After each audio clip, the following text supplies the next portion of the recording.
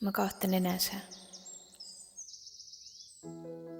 Aga teada, et ma olen kaitstud sinuga ja rääkida sulle endast halvimat ja rääkida sulle endast parimat, kuna sa ei vääri vähemat.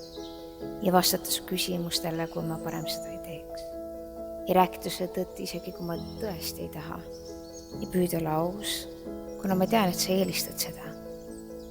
Ja mõelda, et see kõik on läbi, aga jääda veel 10 minutiks enne, kui sa viskad mu välja oma elust ja unustad, kes ma olen. Ja püüda sulle lähemale saada, kuna sinu tundmaõppimine on ilus ja pingutust väärt. Ja rääkida sinuga halvas saksa keeles ja rääkida sinuga veel halvemas heebri keeles. Ja magada sinuga veel 3 hommikul ja